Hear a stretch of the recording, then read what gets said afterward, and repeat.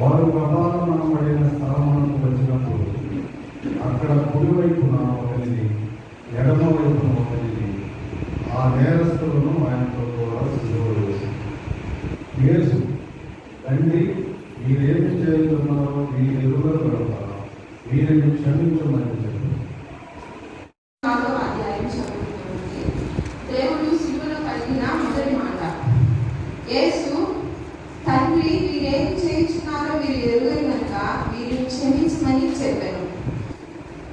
ఇప్పుడు దేవుడికి తెలియదా అండి? ఇప్పుడు బయట ఆయన్ని సిలువ వేస్తున్నారు, హింసిస్తున్నారు, దూషిస్తున్నారు, కొడుతున్నారు, చాలా ముళ్ళకిరీటం పెట్టి అపహాసిస్తున్నారు. ఇప్పుడు దేవుడికి తెలియదా వాళ్ళు ఏం చేస్తున్నారు? ఆయన హింసించే విషయం ఆయనకు తెలియదా? మరి తెలియకుండానే ఆయన వీరేం చేస్తున్నారు వీరికి తెలియదు, వీరిని క్షమించమని ఆయన తండ్రిని వేడుకుంటున్నాడు. ఎందుకు వేడుకుంటున్నాడు? ఆయనకి మన పట్ల ఉన్న ప్రేమను బట్టి.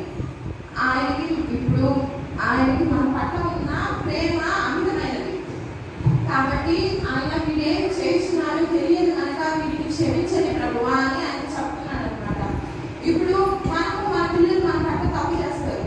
తప్పు చేసినప్పుడు వాళ్ళు వచ్చి మమ్మీ నన్ను క్షమించండి, సారీ మమ్మీ అని మనం చెప్పినప్పుడు అది ఎంత తప్పు అయినా కానీ మనం వాళ్ళని క్షమిస్తాము.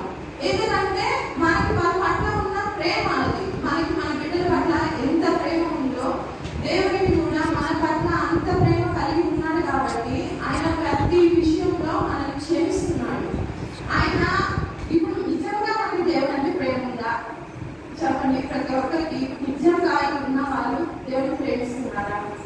దేవుడిని ప్రేమిస్తే ఆయన చెప్పింది మనం చేస్తున్నామా? ఇప్పుడు ఆయన ప్రతి ఒక్కరిని క్షమిస్తున్నాడు. ఆ విధంగా మనం ఆయన పట్ల ప్రేమ కలిగి ఎవరినైనా క్షమించగలుగుతున్నామా? ఇప్పుడు మత్తయి సువార్త 6:12 అధ్యాయంలో మా దురస్తులను క్షమించిన ప్రకారము మమ్మల్ని క్షమించుము అని చెప్పాలని ఉంది. మత్తయి సువార్త 6వ అధ్యాయము 12వ అధ్యాయము.